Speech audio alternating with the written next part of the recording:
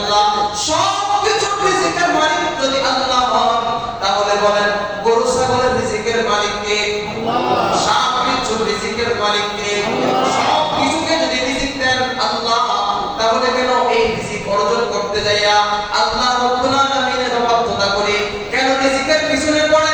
কেন রিজিকের জন্য রিজিক তালাশ করতে যাইয়া আল্লাহ রাব্বুল আলামিনের বিধানকে অমান্য করি? কেন রিজিকের পিছনে দৌড়াতে গিয়া আল্লাহ রাসূল সাল্লাল্লাহু আলাইহি ওয়াসাল্লামের সুন্নাতকে ছেড়ে দেই? কেন রিজিকের পিছনে শুধু দৌড়াই, অথচ নিজেও বলি আমার রিজিকের মালিক কে?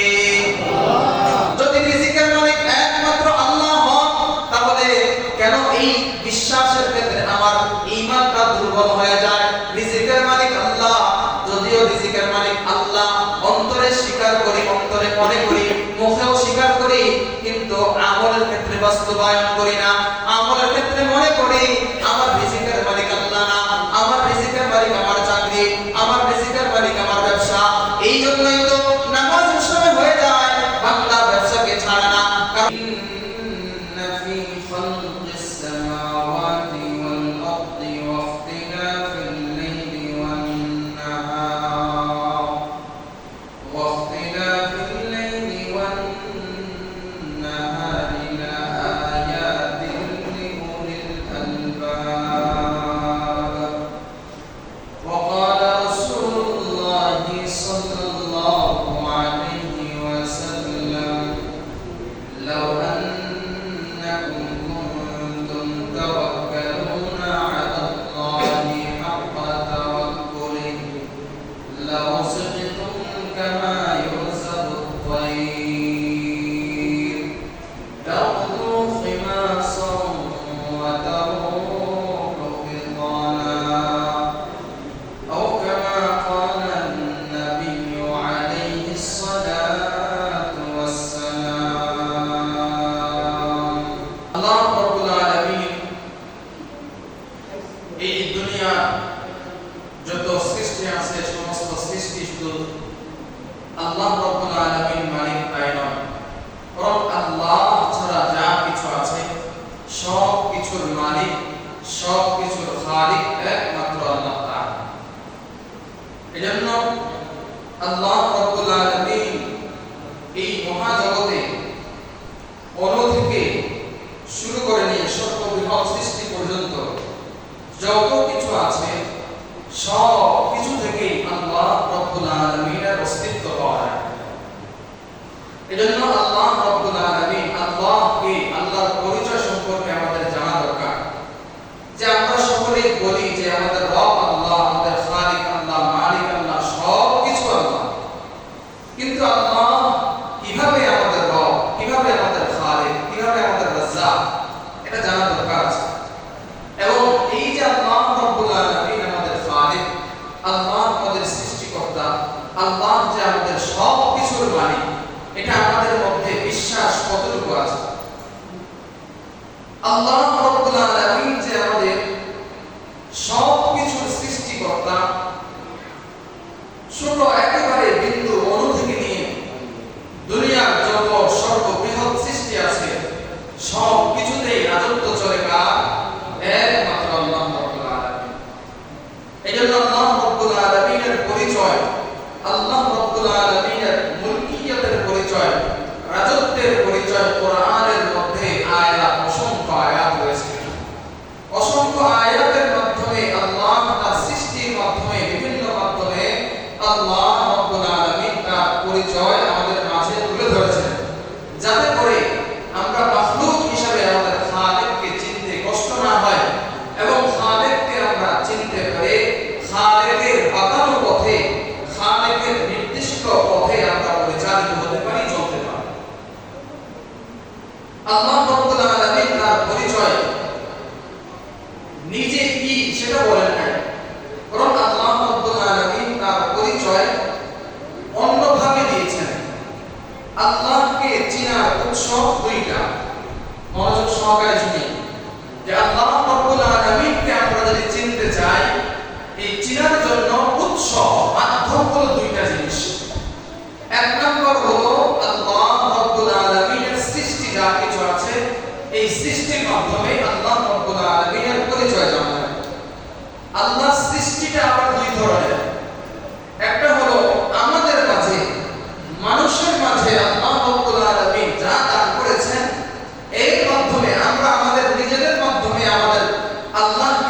পারি।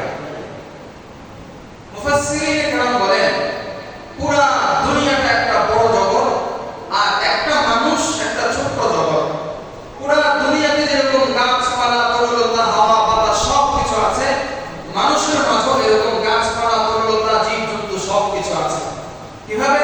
যেমন ধরেন আমাদের চুলের মধ্যে মাথার মধ্যে এই যে চুলগুলো এগুলোকে একটা গাছ ধরে, এগুলোকে আল্লাহ রাব্বুল আলামিন সজীব রেখেছেন।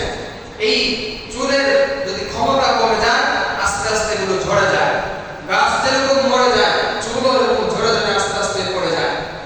জঙ্গলের মধ্যে যেরকম জীবজন্তু থাকে এরকম আল্লাহ রাব্বুল আলামিন আমাদের মধ্যেও আমাদের মাথায় আমাদের শরীরে চুলে পেটে বিভিন্ন জায়গায় আল্লাহ রাব্বুল আলামিন অসংখ্য জীবজন্তু সৃষ্টি করে দিয়েছেন। এগুলোর খাবার দাবার আমাদের থেকে এরকম ভাবে যে দুনিয়ার মধ্যে এই জগতের মধ্যে যেরকম হাওয়া বাতাস আছে পানি আছে, আল্লাহ রাব্বুল আলামিন এরকম হাওয়া বাতাসের ব্যবস্থা আমাদের শরীরের মধ্যে করে দিয়েছেন। এজন্য আল্লাহকে চিনার উৎস আমি নিজে, আমার নিজের মধ্যে যদি আমি চিন্তা করি কল্পনা করি তাহলে আমার খালেক যে একজন আছেন, আমার রব যে একজন আছেন সেটার পরিচয় আমার থেকেই চলে আসে। এজন্য আল্লাহ রাব্বুল আলামিন কোরআনের মধ্যে ইরশাদ করেন ওয়া ফিল আরদি আয়াতুল লিল মুকিনিন ওয়া ফি আনফুসিকুম আফালা তুবসিরুন। আল্লাহ রাব্বুল আলামিন বলেন ওয়া ফি আনফুসিকুম আফালা তুবসিরুন, তোমাদের নিজেদের মধ্যে তোমাদের নিজেদেরকে নিয়ে তোমরা চিন্তা করো। আফালা তুবসিরুন, তোমরা কি চিন্তা করো না? নিজেদেরকে নিয়ে গবেষণা করো, তাহলে তোমাদেরকে নিয়ে গবেষণা করলে তোমাদের মধ্যে আমার অস্তিত্বের বিরাজমানতা ধরা পেয়ে যাবে। আমি আল্লাহ রাব্বুল আলামিন তোমাদের সৃষ্টির মধ্যে তোমাদের শরীরের মধ্যে আছি। তোমরা তোমাদের শরীর নিয়ে গবেষণা করো, তাহলে বুঝতে পারবা এটার পিছনে একজন কারিগর আছে। সামান্য শরীরের ব্যথা হলেই বুঝতে পারি না এই শরীরের মালিক তো আমি না, শরীরের কন্ট্রোলটা আমার কাছে নেই। এজন্য আল্লাহ রাব্বুল আলামিনকে চিনার মাধ্যম আল্লাহ তাআলার সৃষ্টি, আর সৃষ্টির চিনার মাধ্যমের প্রথম হলো আমরা মানুষ নিজেরাই। দুই নাম্বার হলো আল্লাহ রাব্বুল আলামিন এই মানুষের জন্য এই দুনিয়ার যা কিছু সৃষ্টি করেছেন সব কিছুর মাধ্যমে আল্লাহ রাব্বুল আলামিনকে চেনা যায়। আল্লাহ রাব্বুল আলামিন শুধুমাত্র আমাদেরকে আল্লাহর জন্য সৃষ্টি করেছেন, আর এই দুনিয়ায় যা কিছু দেখি সব কিছু আমাদের জন্য সৃষ্টি করেছেন। قال رسول الله صلى الله عليه وسلم الدنيا خلقت لكم وأنتم خلقتم للآخرة। আল্লাহ রাসূল সাল্লাল্লাহু আলাইহি ওয়াসাল্লাম হাদিসের মধ্যে ইরশাদ করেন, আল্লাহ রাসূল সাল্লাল্লাহু আলাইহি ওয়াসাল্লাম বলেন আদ-দুনিয়া খুলিকাত লাকুম ওয়া আনতুম খুলিকতুম লিল আখিরাহ। দুনিয়ার মানুষেরা শোনো, আল্লাহ রাব্বুল আলামিন তোমাদেরকে অযথা সৃষ্টি করেন নাই। দুনিয়ার মানুষ তোমরা মনে করো আল্লাহ রাব্বুল আলামিন তোমাদেরকে বেহুদা সৃষ্টি করেছেন। আল্লাহ বলেন আফা হাসিবতুম আন্নামা খালাকনাকুম আবাসান ওয়া আন্নাকুম ইলাইনা লা তুরজাউন। আল্লাহ বলেন আফা হাসিবতুম, দুনিয়ার মানুষেরা তোমরা কি মনে করো, তোমরা কি ভাবো, তোমরা কি চিন্তা করো, এই কল্পনা করো আল্লাহ রাব্বুল আলামিন তোমাদেরকে অযথা সৃষ্টি করেছেন।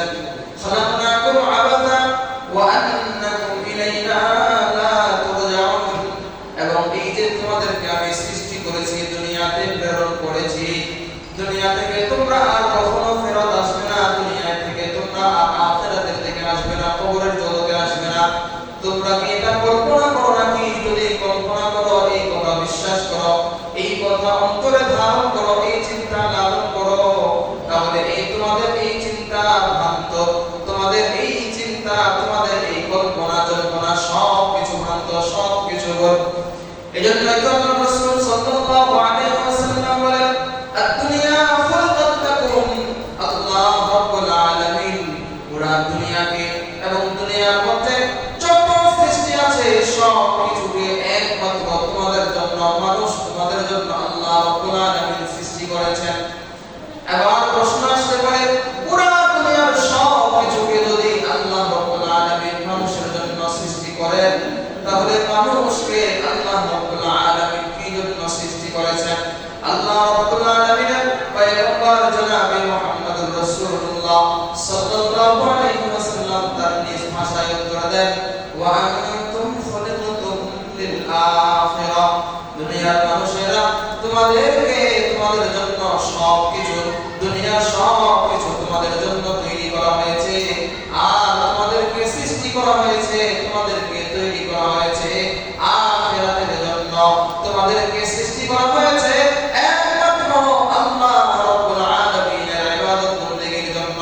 তোমাদেরকে সৃষ্টি করা হয়েছে জান্নাত কামাইয়ের জন্য। তোমাদেরকে সৃষ্টি করা হয়েছে জাহান্নাম থেকে মুক্তি পাওয়ার জন্য।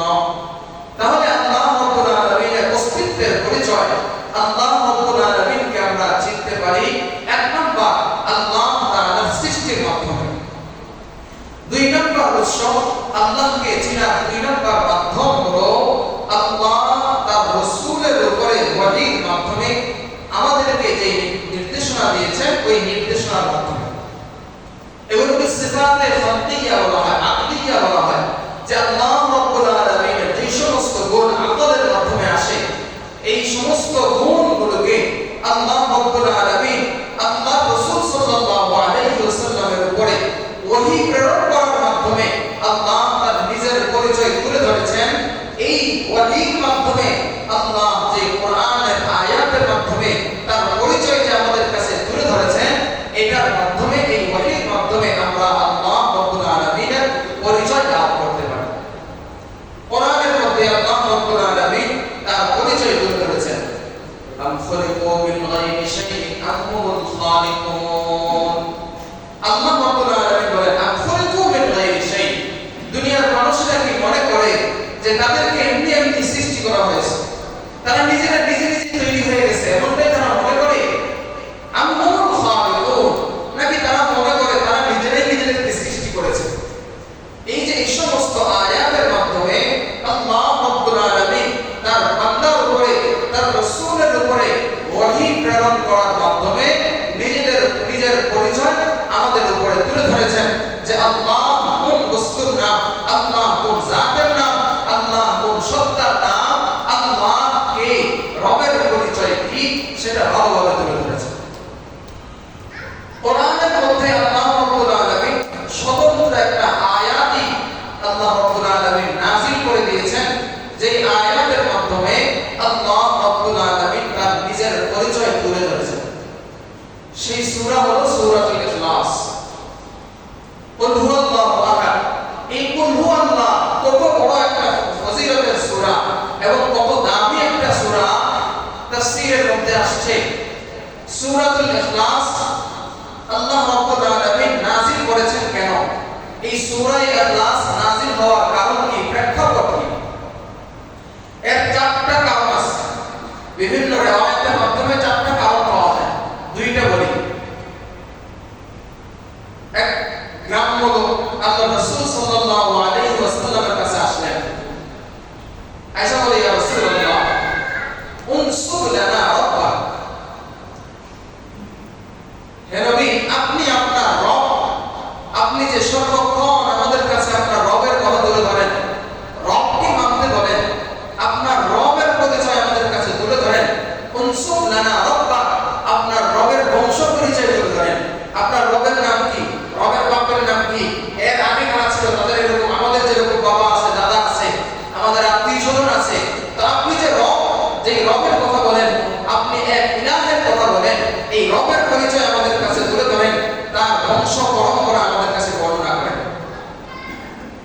গ্রাম্য লোক যখন এসে বলল যে আপনার রবের পরিচয় তুলে ধরেন, আল্লাহ রাব্বুল আলামিন জিবরাইলের মাধ্যমে আল্লাহ রাসূল সাল্লাল্লাহু আলাইহি ওয়াসাল্লামের কাছে এই সূরা নাযিল করে দিলেন।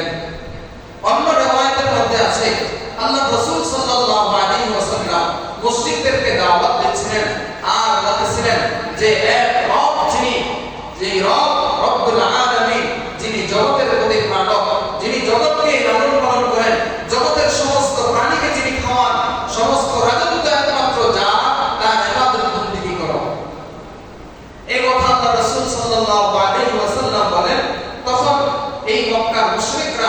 তখন বলল উৎসব দ্বারা রব্বা, তুমি যে রবের থেকে দাওয়াত দিচ্ছ ওই রবের পরিচয় তুলে ধরো, তাহলে আমরা তোমার রবকে স্বীকার করে নিব। এরপরে আল্লাহ রাব্বুল আলামিন জিবরাইলের মাধ্যমে এই আয়াতকে নাযিল করে দিলেন। কোন কোন riwayতের মধ্যে আসছে মুশরিকরা জিজ্ঞাসা করে নাই, বরং ইহুদিরা জিজ্ঞাসা করেছে তোমার রবের পরিচয় তুলে ধরো। আল্লাহ রাব্বুল আলামিন সূরাতুল ইখলাস নাযিল করে দিলেন। এই সূরা ইখলাস এটা হলো আল্লাহ রাব্বুল আলামিন স্বতন্ত্রভাবে তার নিজের পরিচয় সেই সূরার মধ্যে, ছোট্ট এই সূরার মধ্যে তার পুরা রব, তিনি যে রুবুবিয়্যাত, এই পুরা রুবুবিয়্যাতের পরিচয় সেখানে তুলে ধরেছেন। जहां तक है रबूबियत खुदा की, जहां तक है रबूबियत खुदा की, वहां तक है रबूबियत मुस्तफा की, वहां तक है रबूबियत मुस्तफा की। अल्लाह रब्बुल आलमीन এই মুশরিকদের জবাবে সূরা ইখলাস নাযিল করে দিয়ে নিজের পরিচয় তুলে ধরেছেন। সূরার মধ্যে আল্লাহ রাব্বুল আলামিন নাযিল করেন কুল হুয়াল্লাহু আহাদ। হে নবী আপনি বলে দেন, কুল, এই নবী আপনি বলে দেন, আপনার উম্মতকে শোনায় দেন, হুয়াল্লাহ, তিনি হলেন আল্লাহ, আহাদ, যিনি একক। এক আর একক এক না। আমরা যখন বলি ইংরেজিতে বলি ওয়ান মানে এক, আর অনলি ওয়ান মানে একক, অদ্বিতীয়, যার কোনো দ্বিতীয় নাই, যে এক, একের কোনো দুই নাই, এটাকে বলা হয় আহাদ। আর আরবিতে ওয়াহিদ মানে হলো এক। এজন্য আল্লাহ রাব্বুল আলামিন পরিচয় তুলে ধরলেন, কুল হুয়াল্লাহু আহাদ। হে নবী আপনি বলেন তিনি একমাত্র আল্লাহ, যিনি অদ্বিতীয়, একক। আল্লাহুস সামাদ, যিনি কারো মুখাপেক্ষী নন, বরং সকলে তার মুখাপেক্ষী। লাম ইয়ালিদ ওয়া লাম ইউলাদ, ওই যে তারা বলেছিল উনসুব লানা রাব্বাক, আপনার রবের বংশ পরিচয় আমাদেরকে তুলে ধরেন। তো বংশ পরিচয় তুলে ধরতে হলে বুঝতে হবে ওনার সন্তান আছে, ওনার পূর্বের ওনার বাবা মা আছে, দাদা দাদি আছে, এরকমই তো আছে, এরকমই বলা হয়। এজন্য আল্লাহ রাব্বুল আলামিন এটারও জবাব দিয়ে দিলেন, লাম ইয়ালিদ ওয়া লাম ইউলাদ, তিনি কোনো সন্তান জন্ম দেন না, ওয়া লাম ইউলাদ, আল্লাহ কারো সন্তান নন, ওয়া লাম ইয়াকুল লাহু কুফুয়ান আহাদ, আল্লাহ রাব্বুল আলামিনের সমকক্ষ কেউ নেই। কোন ক্ষেত্রে আল্লাহ রাব্বুল আলামিনের রাজত্বের ক্ষেত্রে আল্লাহ রাব্বুল আলামিনের যত যোগ্যতা, এই যোগ্যতার ক্ষেত্রে আল্লাহর সমকক্ষ কোনো বস্তুই হতে পারে না। আল্লাহ রাব্বুল আলামিন তার নিজের পরিচয় এই সূরাতুল ইখলাসের মাধ্যমে তুলে ধরলেন। সূরাতুল ইখলাস এটা অনেক বরকতপূর্ণ এবং ফজিলতপূর্ণ একটা সূরা। এই সূরার অনেক ফজিলত আছে। হাদিসের মধ্যে আসছে কোন বান্দা যদি সূরাতুল ইখলাস একবার পাঠ করে, আল্লাহ পাক রব্বুল আলামিন কোরআন শরীফের 1/3 তেলাওয়াত করলে যে পরিমাণ সওয়াব, ওই পরিমাণ সওয়াব আল্লাহ তার আমলনামায় দান করবেন। তাহলে কুল হুয়াল্লাহ পড়তে কয় মিনিট লাগে? আধা মিনিট লাগে। কিন্তু আপনি কোরআন শরীফের 10 পারা তেলাওয়াত করতে গেলে আপনার কয়েক ঘন্টা সময় লেগে যাবে। আরেক হাদিসের মধ্যে আসছে এক সাহাবীকে আল্লাহ রাসূল সাল্লাল্লাহু আলাইহি ওয়াসাল্লাম ছোট্ট এক যুদ্ধের সেনাপতি বানায়া আল্লাহ রাসূল সাল্লাল্লাহু আলাইহি ওয়াসাল্লাম তাকে পাঠাইলেন। এবার ওই সাহাবী গিয়া প্রত্যেক ওয়াক্তে নামাজের ইমামতি করে, আর ইমামতিতে সূরা ফাতিহার পরে অন্য সূরা যেখানে মিলাবে তিনি সূরা ফাতিহার পরে শুধু সূরা ইখলাস পাঠ করেন। তো 2 রাকাত নামাজের মধ্যে 2 রাকাতে সূরা ইখলাস, 4 রাকাত বিশিষ্ট নামাজের মধ্যে 4 রাকাতে সূরা ইখলাস। তো এরকম যখন তেলাওয়াত করলো, এবার সমস্ত সাহাবায়ে কেরাম যখন ফিরে আসলেন, আল্লাহ রাসূল সাল্লাল্লাহু আলাইহি ওয়াসাল্লামের কাছে অভিযোগ করলেন। আল্লাহ রাসূল সাল্লাল্লাহু আলাইহি ওয়াসাল্লাম তাকে জিজ্ঞাসা করলেন, তুমি এমনটা করলে কেন? তুমি কি অন্য সূরা পারো না? বললেন, ইয়া রাসূলুল্লাহ, অবশ্যই অনেক সূরা জানি, কিন্তু এই সূরাকে আমি অনেক ভালোবাসি, কারণ এই সূরাতে আমার রবের পরিচয় আছে। এই সূরাকে আমি এই কারণে ভালোবাসি। আল্লাহ রাসূল সাল্লাল্লাহু আলাইহি ওয়াসাল্লাম বললেন, হুব্বুকা ইয়্যাহা, তোমার এই যে কোরআনের এই ছোট্ট সূরা সূরাতুল ইখলাসকে ভালোবাসার কারণে আল্লাহও তোমাকে ভালোবাসেন। তাহলে ছোট্ট সূরাকে ভালোবাসা, ছোট্ট সূরাকে তেলাওয়াতের মাধ্যমে আল্লাহ ওই বান্দাকেও নিজের ভালোবাসার ইজহার করলেন, প্রকাশ করলেন যে বান্দাও তাকে ভালোবাসে। মসজিদে কুবার মধ্যে এক সাহাবী, এক আনসারী সাহাবী, ওই সাহাবী সব সময় ইমামতি করে এই সূরা ফাতিহার পরে সূরা ইখলাস পাঠ করে। এবার অন্যান্য সাহাবায়ে কেরাম শুধু এই সূরাই পড়েন। এবার ওই ইমাম সাহেব আনসারী সাহাবী বললেন যে ওই সূরাকে আমি ভালোবাসি, এই সূরা ছাড়া অন্য সূরা আমি পড়ব না, মন চাইলে আমার পিছনে পড়ো, আল্লাহ আমার প্রতিবাদ দেবে। এবার যোগ্য হিসেবে ওই সাহাবী ইমামতির যোগ্য, এখন তাকে বাদ দিবে কিভাবে? এবার তারা গেল আল্লাহ রাসূল সাল্লাল্লাহু আলাইহি ওয়াসাল্লামের কাছে অভিযোগ পেশ করলো। আল্লাহ রাসূল তাকে ডাকালেন। আল্লাহ রাসূল তাকে জিজ্ঞাসা করলেন, তুমি কেন এমনটা করো? তিনি বললেন, ইয়া রাসূলুল্লাহ, যেহেতু রবের পরিচয় পাওয়া যায় সূরাতুল ইখলাসের মধ্যে, আল্লাহ তার পূর্ণ পরিচয় সূরাতুল ইখলাসের মধ্যে দিয়ে দিয়েছেন, এজন্য আমি চাই আমি এই সূরাতুল ইখলাসের মহব্বত নিয়ে ইন্তেকাল করতে। আমি কারণ সূরাতুল ইখলাসকে মহব্বত করি। আল্লাহ রাসূল সাল্লাল্লাহু আলাইহি ওয়াসাল্লাম জবাব দিলেন যে তোমার সূরাতুল ইখলাসের ভালোবাসা তোমাকে জান্নাত পর্যন্ত নিয়ে যাবে। এজন্য সূরাতুল ইখলাস তো কমপক্ষে পারি, কুল হুয়াল্লাহ শরীফ সবাই তো পারে।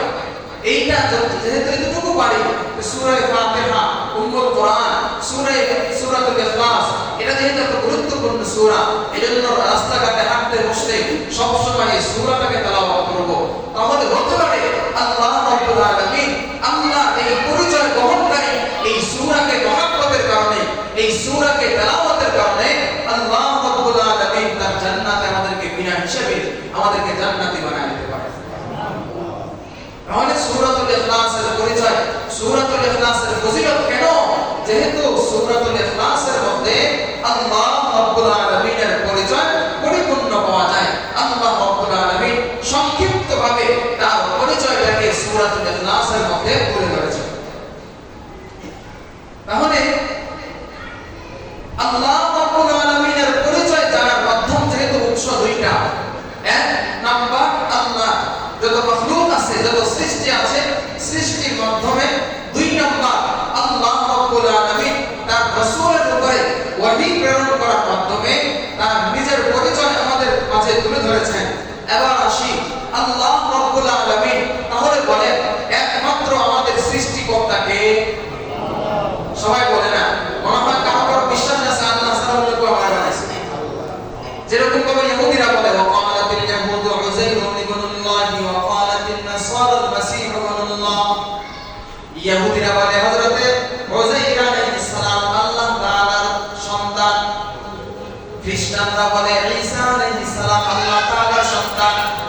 তাহলে তারা সরাসরি এক আল্লাহকে তারা বিশ্বাস করে না, বরং আল্লাহ তাআলার সমকক্ষ কাউকে বানায়, আল্লাহ তাআলার সহযোগী কাউকে বানায়, আল্লাহ তাআলার জন্য সহযোগী হিসেবে কাউকে নির্ধারণ করে। কিন্তু মুমিন ব্যক্তির ঈমান হবে এমন, একমাত্র আল্লাহ তাআলাই আমার খালিক, একমাত্র আল্লাহ তাআলাই আমার রাজ্জাক, একমাত্র আল্লাহ তাআলাই আমার লালন পালনকারী, একমাত্র রিজিক দাতা আল্লাহ। আমাকে সৃষ্টি করেছেন আল্লাহ, আমাকে রিজিক দেন আল্লাহ, আমার সবকিছু মালিক আল্লাহ, আমাকে লালন পালন করেন আল্লাহ, আমার রিজিকের দায়িত্ব নিয়েছেন আল্লাহ, আমার রিজিকের দায়িত্ব নিয়েছেন আল্লাহ, আমার সন্তানের রিজিকের দায়িত্ব নিয়েছেন আল্লাহ। সবকিছু রিজিকের মালিক যদি আল্লাহ হন, তাহলে বলেন গরু ছাগলের রিজিকের মালিক কে? আল্লাহ। সাপ বিচ্ছুর রিজিকের মালিক কে? আল্লাহ। সবকিছুকে যদি রিজিক দেন আল্লাহ, তাহলে কেন এই রিজিক অর্জন করতে যাইয়া আল্লাহ রাব্বুল আলামিনের অবাধ্যতা করি? কেন রিজিকের পিছনে পড়ে? কেন রিজিকের জন্য রিজিক তালাশ করতে যাইয়া আল্লাহ রাব্বুল আলামিনের বিধানকে অমান্য করি? কেন রিজিকের পিছনে দৌড়াতে গিয়া আল্লাহ রাসূল সাল্লাল্লাহু আলাইহি ওয়াসাল্লামের সুন্নাতকে ছেড়ে দেই? কেন রিজিকের পিছনে শুধু দৌড়াই, অথচ নিজেও বলি আমার রিজিকের মালিক কে? আল্লাহ। যদি রিজিকের মালিক একমাত্র আল্লাহ হন, তাহলে কেন এই বিশ্বাসের ক্ষেত্রে আমার ঈমানটা দুর্বল হয়ে যায়? রিজিকের মালিক আল্লাহ, যদিও রিজিকের মালিক আল্লাহ অন্তরে স্বীকার করি, অন্তরে মনে করি, মুখেও স্বীকার করি, কিন্তু আমলের ক্ষেত্রে বাস্তবায়ন করি না। আমলের ক্ষেত্রে মনে করি আমার রিজিকের মালিক আল্লাহ না, আমার রিজিকের মালিক আমার চাকরি, আমার রিজিকের মালিক আমার ব্যবসা। এই জন্যই তো নামাজের সময় হয়ে যায় বান্দা ব্যবসাকে ছাড়ে না, কারণ নামাজের মধ্যে যদি চলে আসি ব্যবসাকে ছেড়ে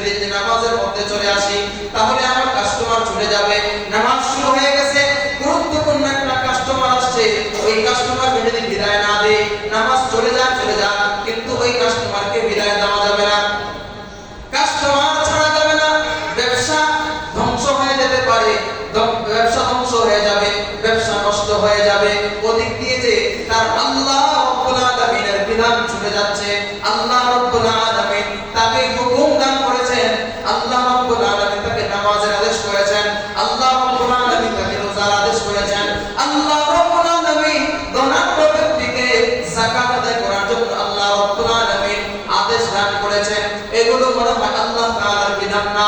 এই জন্য যদিও মুখে স্বীকার করি রিজিকের মালিক একমাত্র আল্লাহ, তারপরেও মুখে স্বীকার করলে মুখে থেকে যায়, অন্তরে যদি কোনো রকম বিশ্বাস করি অন্তরে থেকে যায়, কিন্তু আমলের মাধ্যমে বাস্তবায়ন করি না। এই জন্যই আল্লাহ পাক রব্বুল আলামিন বলেন, ওয়া মা মিন দাব্বাতিন ফিল আরদি ইল্লা আলাল্লাহি রিজকুহা। আল্লাহ রব্বুল আলামিন বলেন, বান্দা দুনিয়ার মধ্যে যত প্রাণী আছে, মানুষ নয়, শুধু গরু ছাগল নয়, জিন জাতি নয়, যত ধরনের সাপ বিচ্ছু পোকামাকড় দুনিয়ার মধ্যে হাজার হাজার কোটি কোটি মাখলুকাত যা কিছু আছে, সব কিছুর রিজিকের মালিক যিনি, তিনি কে? আল্লাহ রব্বুল আলামিন বলেন, ওয়া মা মিন দাব্বাতিন ফিল আরদি ইল্লা আলাল্লাহি রিজকুহা। আল্লাহ তাআলা দুনিয়ার মধ্যে, শুধু দুনিয়ার মধ্যে না, আসমানের মধ্যে, শুধু আসমানের মধ্যে না, সমুদ্রের মধ্যেও যত প্রাণী আছে, সমস্ত প্রাণীর রিজিকের মালিক একমাত্র আল্লাহ। হযরত মুসা আলাইহিস সালাম মাদায়ান থেকে মিশরের দিকে আসতেছিলেন, নিজের স্ত্রী, নিজের খাদেম, নিজের অনেক বন্ধুকে নিয়ে হযরত মুসা আলাইহিস সালাম মিশরের দিকে রওনা করলেন। প্রতিমধ্যে স্ত্রী সন্তান সম্ভবা, গর্ভবতী সন্তান হবে। আবার শীতের কনকনে শীতের রাত, এই শীতের মধ্যে গভীর রজনীতে হযরত মুসা আলাইহিস সালামের স্ত্রীর সন্তান হবে। তিনি আগুন দরকার, অনেক শীত, এই শীতের মধ্যে আগুনের প্রয়োজন। হযরত মুসা আলাইহিস সালাম এদিক সেদিক তাকালেন, কোথাও আগুনের সন্ধান পাওয়া যায় কিনা। এবার আল্লাহর রাসূল হযরত মুসা আলাইহিস সালাম দেখতে পেলেন দূর পর্বতের দিকে একটু আগুনের দেখা যায়, আগুনের মতো কি যেন দেখা যায়। আল্লাহ রাব্বুল আলামিন এই ঘটনাটাকে কোরআনের মধ্যে তুলে ধরেছেন, ফালাম্মা কাদা মুসা আল-আজালা وسار بأهله آنس من جانب الطور نارا قال لأهلهم كثوا إني آنست نارا لعلي آتيكم منها بخبر।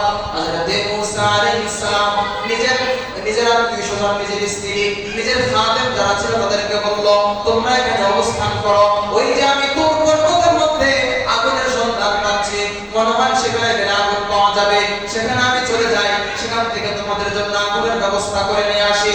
হযরত মুসা আলাইহিস সালাম এবার রওনা করলেন তুর পর্বতের দিকে। তুর পর্বতে গিয়ে হযরত মুসা আলাইহিস সালাম তুর পর্বতের চূড়ার মধ্যে আরোহণ করলেন। দেখেন যে আগুন তো দেখা যায় কিন্তু আগুন ধরা যায় না, গাছের মধ্যে আগুন দেখা যায় কিন্তু এই আগুন তো জ্বলে, কিন্তু আগুন ধরলে উপরের দিকে চলে যায়। পাতার মধ্যে আগুন দেখা যায়, আগুন ধরলে তখন উপরের দিকে চলে যায়। এটা কেমন আগুন? এই আগুনকে স্পর্শ করা যায় না, এমন অবস্থা চলতেছিল। আল্লাহ রাব্বুল আলামিন গায়বী থেকে আওয়াজ দিলেন, ইয়া মুসা ইন্নী আনাল্লাহ লা ইলাহা ইল্লা আনা ফা'বুদনি ওয়া আকিমিস সালাতা লিযিকরি। আল্লাহ রাব্বুল আলামিন হযরত মুসা আলাইহিস সালামকে ডাক দিলেন, ও মুসা, তুমি যেটাকে আগুন মনে করো এটা আমার আগুন নয়, বরং এটা আমার আমি আল্লাহ রাব্বুল আলামিনের পক্ষ থেকে আমার রহমত। আমি আল্লাহ তোমাকে এখানে ডেকেছি, আগুনের মাধ্যমে তোমাকে এখানে ডেকেছি, আমি তোমাকে নবুয়ত দান করব, তোমাকে আমি নবুয়ত দান করে তোমাকে তোমার পয়গম্বরে দিয়া তুমি তোমার কওমের কাছে তোমার দ্বীনের দাওয়াত দিবা। হযরত মুসা আলাইহিস সালাম আবার সেখানে গেলেন। মূল ঘটনা হলো এখানে মুসা আলাইহিস সালাম নিজের পরিবার পরিজনকে সেখানে ডেকে আসলেন।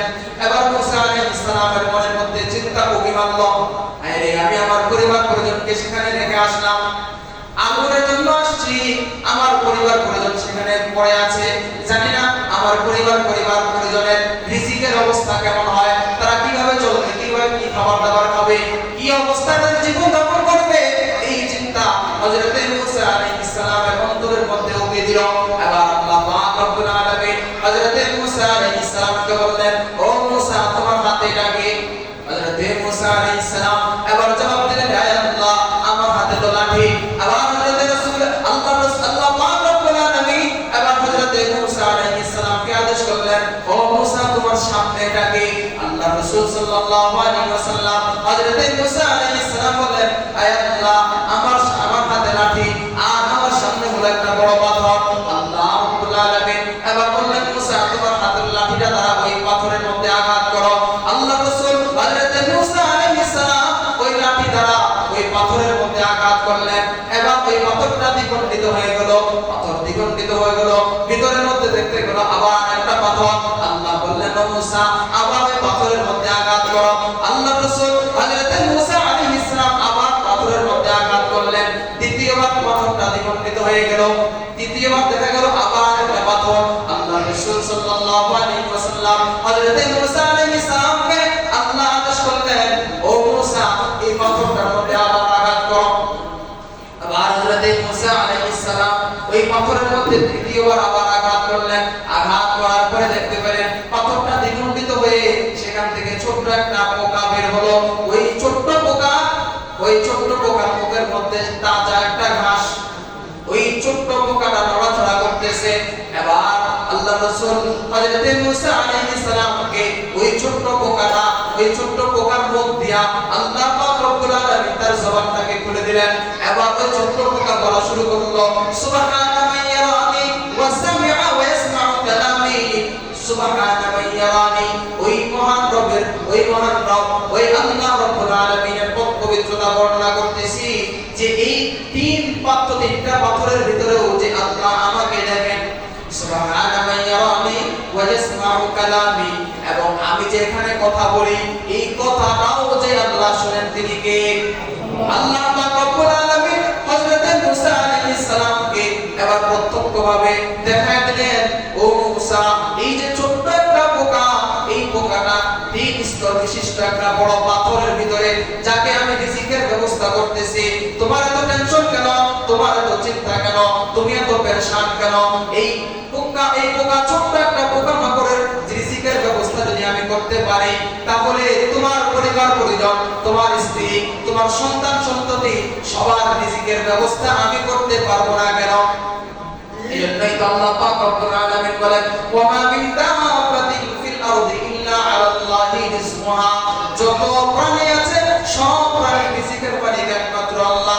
মুসলমান ভাইরা আমার, আমরা তো অনেক সময় ছোটকালে আমরা আম খাইতাম, ওই আমটাকে অনেক সময় আমরা একবার ভালো করে ঘষা ধুইলা ভিতরে গরম করতাম, এরপর সামান্য একটু ছিদ্র কইরা ওটাকে রসটা আমরা খেয়ে ফেলতাম। রস খাওয়ার পর যখন আমটাকে ছিলতাম দেখা যেত 4-5টা তাজা পোকা। কি দেখেন নাই? কালো একবারে তাজা পোকা ওগুলো সব একবারে মাইকা খেয়ে নিচ্ছে, এরকম হয় নাই? তাহলে বলেন তো এই যে আমটা, এটার মধ্যে মনে হয় 2 ইঞ্চি পরিমাণ ছিদ্র ছিল গাছে থাকা অবস্থায়, তাহলে কোনো ধরনের ছিদ্র নাই, কিছুই নাই। তাহলে আল্লাহ রাব্বুল আলামিন ওই ছোট্ট পোকাটাকে, ওই কালো যে পোকামাকড় অনেক শক্ত, এগুলোকে যদি আল্লাহ ওখানে রিজিকের ব্যবস্থা করতে পারেন, তাহলে আমি আপনি কেন এই রিজিকের টেনশনে শুধু একবারে আল্লাহ রাব্বুল আলামিন রিজিকের পিছনে পড়ে আল্লাহর যত বিধান আছে সমস্ত বিধানকে ছেড়ে দিয়া শুধু চাকরির পিছনে দৌড়াই, শুধু রিজিকের পিছনে দৌড়াই, শুধু ব্যবসার পিছনে দৌড়াই, আর আল্লাহ যে আমাকে সৃষ্টি করেছেন এই আল্লাহ যে আমাকে আবার নিয়ে যাবেন এটা তো আমাদের চিন্তা আসে না। অথচ আল্লাহ রাব্বুল আলামিন বলে দিয়েছেন ওয়া'আলামু মুস্তাকাররাহা ওয়া মুস্তাওদাহা, দুনিয়াতে আমরা কয়দিন থাকবো, কয়দিন আমাদের আয়ু, এটাও আল্লাহ রাব্বুল আলামিন নির্ধারণ করে দিয়েছেন। দুনিয়াতে কতদিন বাঁচবো এটাও আল্লাহ রাব্বুল আলামিন নির্ধারণ করে দিয়েছেন। এরপরে আমি কোথায় মারা যাব, আমাকে কোথায় দাফন করা হবে সেটাও নির্ধারণ করেছেন কে? আল্লাহ। শুধু রিজিকের মালিক আল্লাহ। তাহলে বলেন যদি আমরা অসুস্থ হই, অসুস্থতা থেকে রোগ মুক্তি দান করার মালিক ডাক্তার। অসুস্থ হলে আমাকে রোগ থেকে মুক্তি দেয় কে? আল্লাহ। কি বলেন? ডাক্তারের কাছে প্রেসক্রিপশন দেখে, ওই প্রেসক্রিপশন অনুযায়ী ওষুধ খাই সুস্থ হয়ে যায়, তাহলে মালিক তো ডাক্তার। হযরত লোকমান হাকিম তো এমন ব্যক্তি, কেউ বলেন উনি নবী ছিলেন, কেউ বলেন না উনি বড় বিজ্ঞানী ছিলেন। লোকমান হাকিম যেদিক দিয়ে যেতেন, যে রাস্তা দিয়ে যেতেন, রাস্তার আশপাশে যত গাছপালা থাকতো গাছপালাকে আল্লাহ রাব্বুল আলামিন জবান করে দিতেন। ডাক দিয়ে বলতো লোকমান আমার এই পাতার মধ্যে এই রিজিক, আমার এই পাতার মধ্যে এই ওষুধ আছে। হযরত লোকমান হাকিম ওই পাতা থেকে বিভিন্ন চিকিৎসা দিতেন। তো একবার এক ব্যক্তি হযরত লোকমান আলাইহিস সালামের কাছে আসলেন, এসে বলল যে আমার এই রোগ, আমাকে চিকিৎসা দেন। হযরত লোকমান আলাইহিস সালাম বললেন তোমার এই রোগের চিকিৎসা আমার কাছে নেই। তিনি চিন্তা করলেন জগতের সবচেয়ে বড় ডাক্তার লোকমানের কাছে আসলাম, লোকমান যেহেতু চিকিৎসা দিতে পারে নাই, তাহলে বোঝা গেল আমার আর দুনিয়ায় বাঁচার সময় নাই, যে রোগ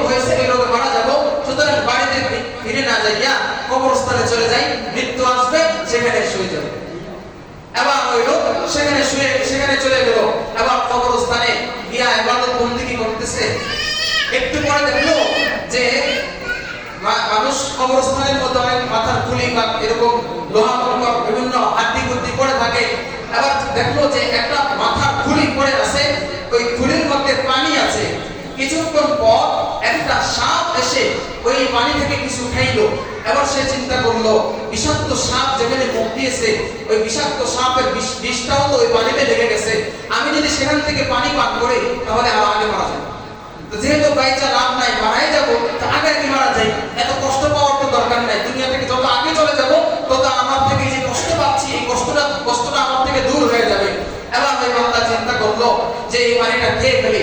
এবার সে পানি খেয়ে ফেললো। পানি খেয়ে এবার হযরত লোকমান আলাইহিস সালামের কাছে আসলো। লোকমান আলাইহিস সালামের কাছে আসলো, আয়েশা বলল যে আমি তো এই অবস্থা করেছি। তখন সে সুস্থ হয়ে গেল। লোকমান আলাইহিস সালামের কাছে এসে বলল আমি তো সুস্থ হয়ে গেছি। লোকমান আলাইহিস সালাম বললেন বান্দা, আমি তো তোমাকে এই কথা বলি নাই যে তোমার চিকিৎসা নাই, আমি তো বলেছি আমার কাছে তোমার চিকিৎসা নাই, আমি তোমার চিকিৎসা দিতে পারবো না। তবে তোমার চিকিৎসা ছিল কবরস্থানের মধ্যে একটা খুলিতে পানিতে যদি কোনো একটা সাপ, বিষাক্ত সাপ এসে সেখানে পানি পান করে আর তার বিষ সেখানে ছেড়ে যায়, ওই বিষের পানি যদি তুমি পান করতে পারো তাহলে তুমি মুক্ত হবা, এই রোগ থেকে তোমার মুক্তি লাভ করা সম্ভব। কিন্তু আমি এই খুলি পাবো কোথায়, ওই বিষাক্ত সাপ পাবো কোথায়, আবার সেখানে পানি পাবো কোথায়? এই জন্য আমি বলছি আমার কাছে তোমার চিকিৎসা নাই। তাহলে বোঝা গেল আল্লাহ যা চান তাই হন। আল্লাহ যদি চান কাউকে রিজিকের ব্যবস্থা করবেন, ওই যে সে 3 স্তর বিশিষ্ট পাথরের ভিতরেও যদি থাকে আল্লাহ তার রিজিকের ব্যবস্থা করবেন।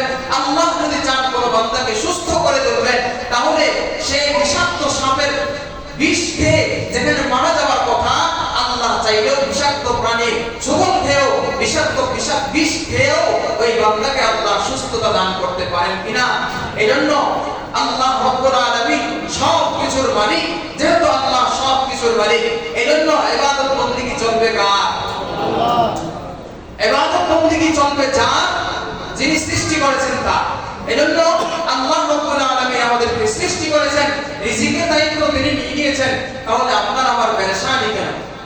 এবার প্রশ্ন আসে, তাহলে হুজুর রিজিকের দায়িত্ব আল্লাহ নিয়ে নিয়েছেন, তাহলে এমন হয় কেন মানুষ অনেকে না খেয়ে মারা যায়? ফিলিস্তিনের মধ্যে অনেকে না খেয়ে মারা গেল না, সিরিয়ার মধ্যে মানুষ না খেয়ে মারা গেছে। তাহলে এমন অবস্থা হয় কেন?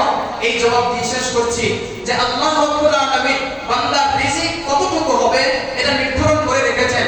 বান্দার এই দুনিয়াকে সৃষ্টির 50,000 বছর আগে বান্দা কতটুকু রিজিক খাবে এটা আল্লাহ তাআলা সৃষ্টি করেছেন। হ্যাঁ, এবং বান্দার রিজিক এতটুকুই শেষ হবে, ওই এতটুকু শেষ হলে সে মারা যাবে, এটা আল্লাহ নির্ধারণ করেছেন। তো বান্দা যে মৃত্যুবরণ করবে, কেউ অ্যাক্সিডেন্টে মারা যাবে, কেউ বিভিন্ন আঘাত খেয়ে মারা যাবে, কেউ পানিতে পড়ে মারা যাবে। তো কারোর জন্য আল্লাহ মৃত্যু এভাবে নির্ধারণ করেছেন, তার যে রিজিক যতটুকু লিখেছেন তার রিজিক শেষ হয়ে যাবে। এজন্য তো এমন হয় যে মৃত্যুর আগে অনেকে পানি চায়, পানি চাইলে পানি দিচ্ছেন কিন্তু পানিগুলো আবার একেবারে বমি করে ফেলে দিয়েছে। বোঝা গেল এটা তার রিজিকে ছিল না, তার রিজিক যতটুকু অতটুকুর বাজেট শেষ। এজন্য ওই যে বাজেট যেহেতু শেষ, এজন্য আল্লাহ তাআলা তাকে নিয়ে গেছেন। তো বাহ্যিক একটা কারণ দেখালো যে তার রিজিকের দরজা বন্ধ হয়ে গেছে। তো মূলত এরকম নয় যে আল্লাহ তাকে রিজিক দেন নাই, বরং আল্লাহ তাকে এতটুকুই রিজিক দিবেন, এতটুকুই তার জন্য নির্ধারণ করেছেন এবং তার শেষ রিজিক শেষ। আর এই কারণেই সে মারা যাবে, এটাই আল্লাহ তাআলার পক্ষ থেকে ওই 50,000 দুনিয়াকেও সৃষ্টির 50,000 আগ থেকেই নির্দিষ্ট। এজন্যই আল্লাহ রাব্বুল আলামিন আমাদেরকে বুঝার তৌফিক দান করেন।